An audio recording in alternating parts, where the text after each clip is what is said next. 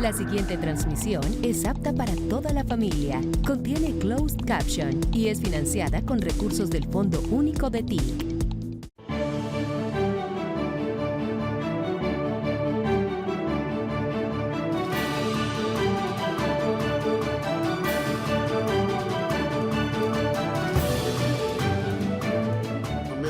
Tengo que advertirlo, venir apenas a la primera pala. Si no, me gustaría venir a la inauguración de la obra. Ya me ha pasado que pongo la primera piedra y no ponen ninguna más.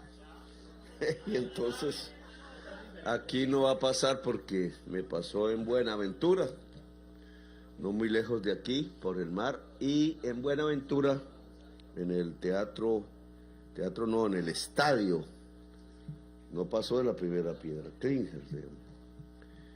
Y ahí quedó porque el contratista civil salió, como salen muchos, un poco chimbo. Y no hay investigación, yo presumía, y en realidad es porque las zonas, las regiones donde se generan estos contratos, pues también está en un ambiente tal que hace que el contratista sea extorsionado y a veces se va. Por eso yo tomé la determinación, sobre la base de esa experiencia, que sea el ejército y su batallón de ingenieros los que asuman en este tipo de circunstancias la construcción de obras civiles, que el gobierno no debió abandonar, un gobierno constructor, el mismo, de obras civiles, pero desde los tiempos que acabaron el Ministerio de Obras Públicas, así era, yo creo que era niño cuando eso, y decidió, fue una serie de contrataciones con empresas X privadas, pues se desencadenó lo que se ha llamado el cartel de la contratación a nivel nacional, carteles verdaderos que se iban apropiando del presupuesto público en billones, o en escala más regional, más local, financiadores de la política, porque es una manera como el dinero público a través de un contratista termina financiando políticos para comprar votos. Y entonces tenemos una rosca que permanece en los gobiernos locales, regionales y con incidencia obviamente en el nacional. Es una mala forma de hacer política, porque al final la ciudadanía debe ser libre. No es por dinero que debe votar. El dinero a veces reemplaza la cadena.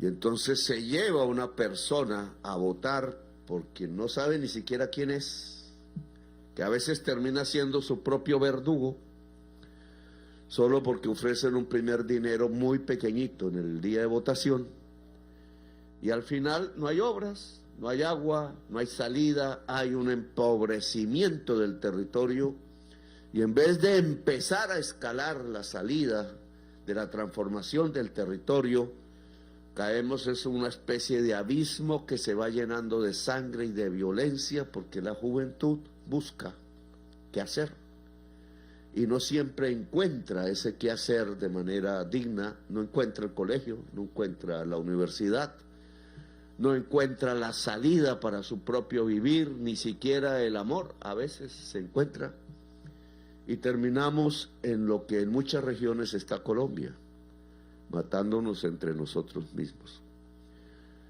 La salida de eso se llama transformar el territorio, aquí lo dijimos. No se puede hacer solo con la comunidad, tiene que estar el Estado, pero el Estado tampoco lo puede hacer solo, tiene que estar la comunidad, es una especie de alianza.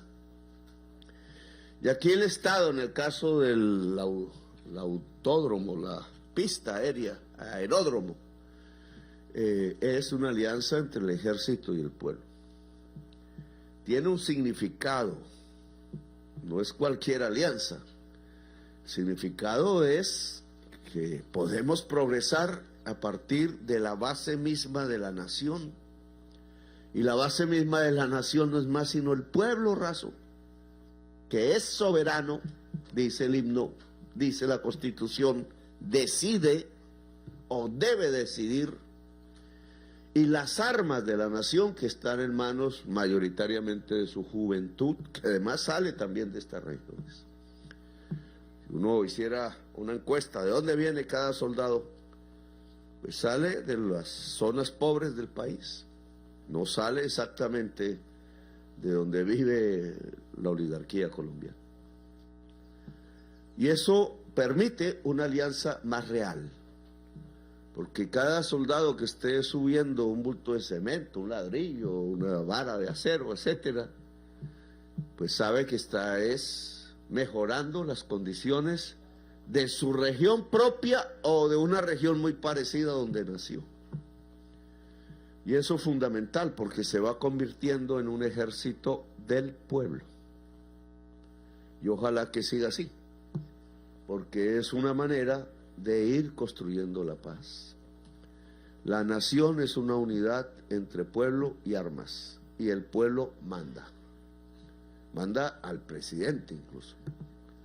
Ustedes votaron por mí, yo obedezco. Obviamente hay dificultades, problemas, siempre las habrá, nunca tendremos un camino fácil. Problemas como los que ya estamos viendo. No me quiero expresar demasiado, pero a veces uno cree que los gritos que salen desmadrados por la muerte de un senador es lo que quisieran que salieran los asesinos. Y esto hay que reflexionarlo, porque los asesinos pareciera que lo que quisieran al matar es que nos matemos entre nosotros mismos. Y en esa trampa no podemos caer, porque ya la historia sí que nos ha enseñado durante décadas, yo diría siglos, lo que significa ese matarnos entre nosotros mismos. No se puede caer en la trampa de la violencia. Los asesinos del senador Uribe, como los asesinos de tanta gente del pueblo colombiano, durante tantas décadas no pueden salir victoriosos. Cuando encienden el odio en el corazón de un colombiano, los que están ganando son los asesinos. Y ese colombiano debería saber que quien prende el odio en su corazón es realmente quien está matando a la gente en Colombia. Y bueno, aquí tenemos entonces una transformación del territorio. En Ciernes hay un colegio, Saulo, ¿cómo se llama? Saulo Sánchez, dice aquí. Ese colegio es con recursos nacionales. Tiene una importancia. Si no logramos profundizar el saber en el territorio, nada está hecho. Al final, lo que se llama desarrollo no es más sino el desarrollo del cerebro y la mente humana. O el espíritu, como queramos llamarlo. El espíritu radica, vive en el corazón y el cerebro al mismo tiempo. Por tanto, que la juventud, la niñez de esta región pueda tener acceso a la educación es fundamental. Dinero hemos gastado de manera prioritaria en expandir la universidad y dinero hemos gastado en mejorar la calidad pública, y eso no es gasto, es una inversión, porque es como, decía alguien en algún libro sagrado, como regar semillas en territorio fértil. No es solo la tierra, es el cerebro y el corazón. Y la semilla hay que regarla, no solo en la tierra, que también, sino en el cerebro y en el corazón. Y por tanto, uno de los ejes del desarrollo de la sociedad colombiana en toda su diversidad, en todas sus regiones, es el desarrollo de la educación pública. Y aquí, por tanto, tenemos que ver cómo se va desarrollando. Hemos avanzado, pero tenemos que avanzar más. Alguien lo dijo aquí, si no hay fibra óptica, si no hay conectividad poderosa, las ventanas del universo las ventanas del pensamiento universal se nos cierran y quedamos como en una cárcel. También dijo aquí alguien la salud. Bueno, los datos que yo tengo, siempre hay que confirmarlos, es que está viabilizado ya el hospital de segundo nivel en Bahía Solano.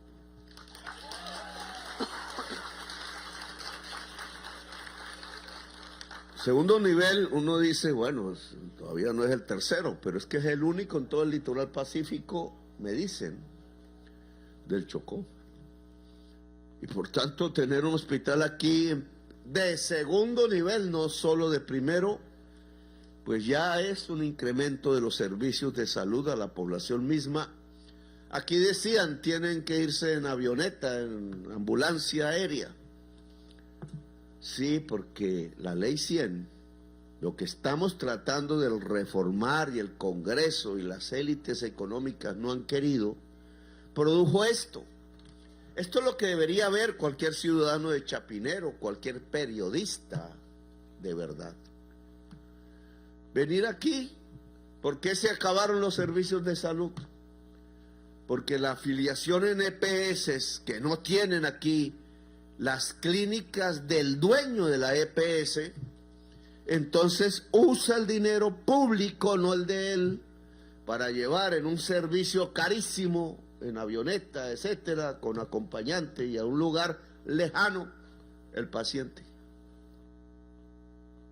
Ese paciente demandará unos servicios que el Estado pagará, pero con ganancia al dueño de la clínica, que es el mismo dueño de la EPS. Y así se han ido billones de pesos públicos, cuando hubiera salido más barato tener el hospital aquí hace tiempos. Muchísimo más barato. Pero como el hospital era, o sería, o es en este momento público, pues no es negocio. Claro, pueden hacer negocio los vivos dentro del hospital y por eso hay que tener vigilancia. Pero como no es negocio, entonces no hay hospital y tiene que llevarse el paciente y puede morir antes de tiempo. Y entonces, ¿cuántos ciudadanos y ciudadanas y niños y niñas mueren pudiendo ser atendidos si hubieran sido atendidos a tiempo o incluso hubiéramos prevenido la enfermedad? Que se puede. Por eso, gobernadora, yo quiero que dé usted el paso a que todos los puestos de salud en el Chocó sean públicos, para que no se permita en una región que todavía es débil. Los números los he visto, los he comparado con otros departamentos. En muchos hemos logrado, lo dije por televisión, reducir la mortalidad infantil en todo el país, pero en unas regiones más que otras. Y me enorgullezco de que eso pase, obviamente, porque son miles de niños que ya no mueren y antes sí morían. Pero en unas regiones no baja tanto. Y preciso, son regiones las más pobres de Colombia. Entonces, ¿cómo reducir sustancialmente la mortalidad infantil en el departamento del Chocó? Eso es fundamental. Implica inversiones, eso no es por milagro solamente. Implica una acción del Estado. Y creemos que tenemos una solución diferente a la que dio la ley 100, que solo terminó el hospital aquí. No, lo terminó, no porque lo acabó de construir, sino porque lo destruyó. Destruyó parte de la salud. Pero no solo es un hospital, es que se pueda prevenir en una atmósfera que de todas maneras carga el mosquito, carga las posibilidades de la enfermedad, carga el que el agua no esté completamente potable, etcétera, y puede matar a nuestros niños más que en cualquier otra parte. Y eso no debe ser, no tiene por qué ser así. La igualdad es que los indicadores sean similares, se viva en el Chocó o se viva en Bogotá, que dijo Trump que era una ciudad muy fea. Bueno, hay que traerlo por aquí porque aquí se vive muy bonito viendo el paisaje. Quién sabe si lo resista. Pero este tema de la salud, al gobernadora, creo que tenemos que examinarlo con los datos. Todavía son 50 y pico niños por cada 10.000, creo, por cada 1.000 que mueren. Y en otras partes del país a veces son 10, 9, mucho menos. Y eso no puede ser así, en detrimento de la niñez del Chocó, o de la Guajira, o de otras regiones de Colombia. Tiene que ver con el sistema de salud. Y aquí tienen que haber equipos de salud preventiva que le tocará tomar chalupa por los ríos, etcétera. Contratamos con la Armada Nacional un buque, ya está en el agua, le están poniendo los aparatos de salud que necesita y está destinado a recorrer todo el litoral pacífico. Esa va a ser su campo de maniobra,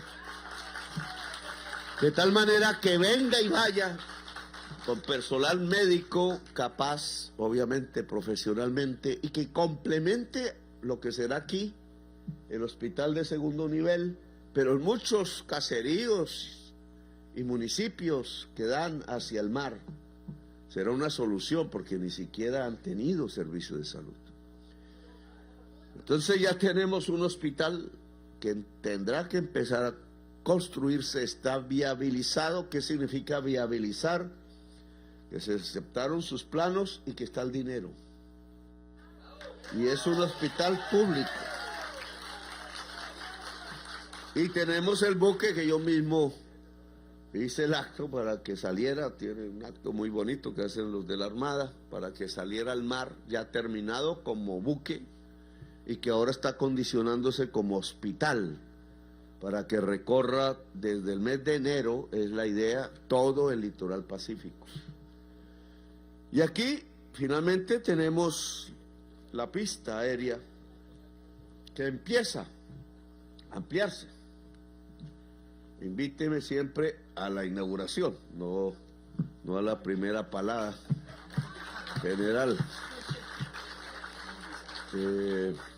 Ahí empieza, digamos, están las máquinas, está el personal del batallón de ingenieros, aquí presente, usted es el gerente.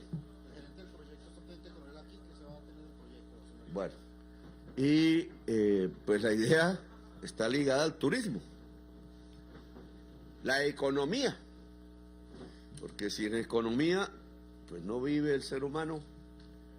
Es la idea que la belleza del lugar, sabiéndolo cuidar, todo esto tiene una serie de protocolos y normas que si se incumplen se vuelve negativo.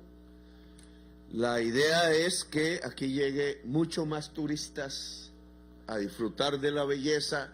Eso hará que se tenga que mejorar las atenciones en términos de restaurantes, de hotelería.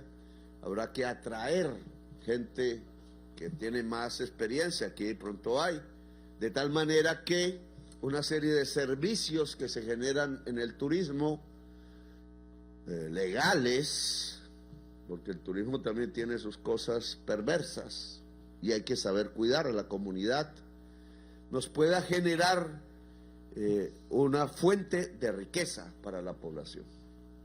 Porque al final no es cómo nos sostienen desde el centro, sino cómo podemos crecer en un desarrollo económico que cause incluso envidia a otras regiones del país.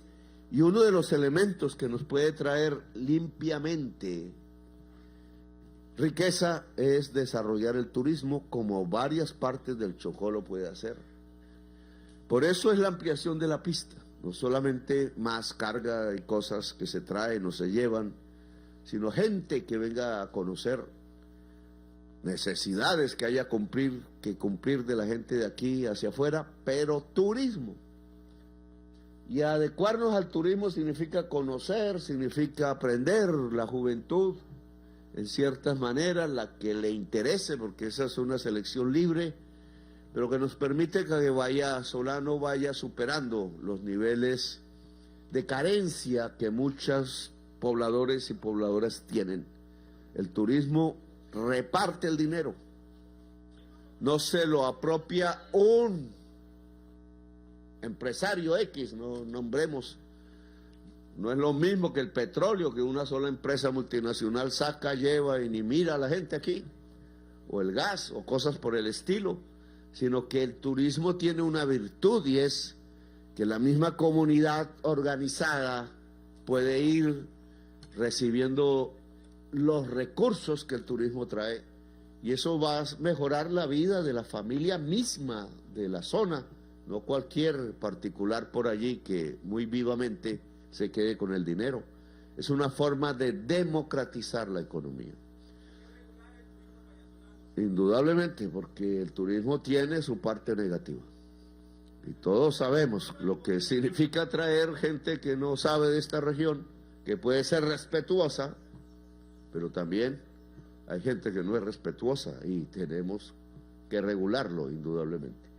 Queda, por tanto, la primera palabra echada y espero que rápidamente, general, rápidamente se vuelva una realidad para ir viendo los cambios en Vallasolano. Finalmente, aquí está el ministro de Salud, ya visitó el lote. ¿Cómo lo vio? Ya estuvo en el hospital, en el lote. Hay dengue. Eso es bueno porque el ministro tome nota, porque necesita prevención, finalmente. Pero aquí tenemos una idea que lancé, muchos se burlaron, pero Chocó la ha acogido. Tanto su población afro como su población indígena y el conjunto de la población en general. Es el canal interoceánico. Son 3 años suplicándole al Ministerio de Transporte que priorice esa obra porque es el competidor del Canal de Panamá. No hay otro lugar fuera del mismo Panamá, quizás Costa Rica, que pueda hacer algo similar. Y es juntar el Pacífico con el Atlántico. Estoy absolutamente convencido que la red férrea nacional, que hemos empezado a mover con dificultad, pero ya hay varios tramos moviéndose en Colombia, aún sin electricidad, y debe ser una red eléctrica, solo va a tener sentido y posibilidad si juntamos el Pacífico con el Atlántico. ¿Qué es juntar al mundo? Que es aprovechar que somos el corazón del mundo. Por algo tenemos tanta diversidad en nuestra sangre, todos. Cuando se examina el genoma, tenemos todos los pueblos del mundo en nuestra sangre. Por la forma como nos construimos. No tuvimos la culpa. La historia fue así. Difícil, trágica, siempre cruzada por una lucha por la libertad, que palabra que no debemos dejar ni perder, ni quitarle sustancia, ni volverlo una estatua que no siente. Libertad es el principio de la fundación de la República de Colombia, e incluso atrás se llamaba, era Gran Colombia, y tenía Panamá. Hoy no, dejaron perder los territorios, cobardías que no fueron de Bolívar ni quienes lo acompañaron, pero tenemos aquí, por nuestra posición de centro del mundo, y Chocó, ojo, es el único departamento con los dos océanos, como lo tiene Colombia. Colombia lo tiene por varios departamentos, pero el único que tiene un pie aquí en el Pacífico y otro en el Caribe, en el Atlántico, Chocó, y tiene el paso para juntarlos por ahora en forma de ferrocarril. Y el Ministerio de Transporte no se ha dado cuenta de eso hasta hace muy poco. Priorizó las 4G, que no van a ningún mar, que no juntan con ninguna frontera, que solo es para valorizar la tierra de los más ricos, en Medellín y en Bogotá.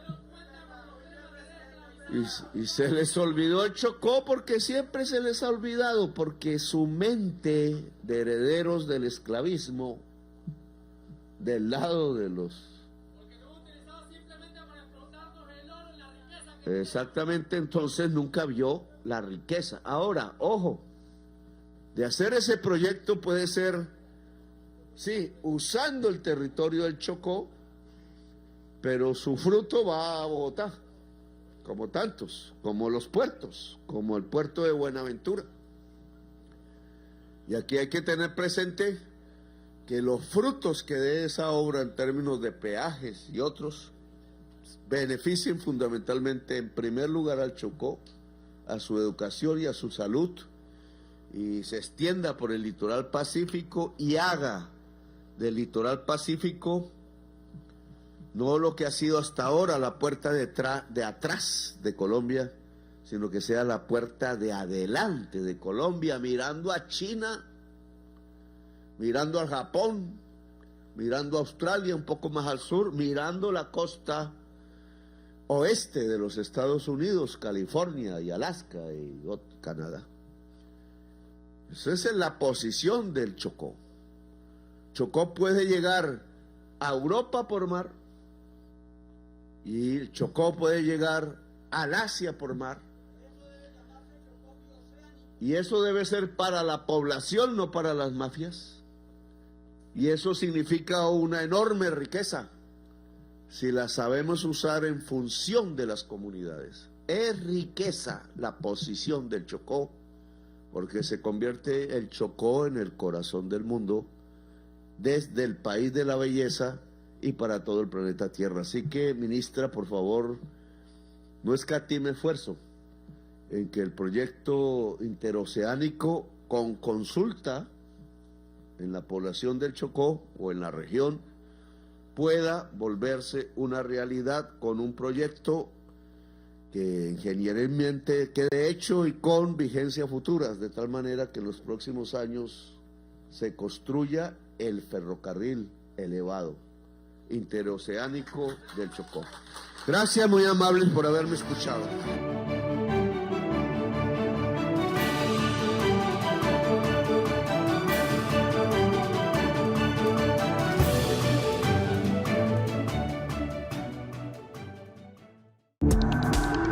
Este contenido fue financiado con recursos del Fondo Único de TIC.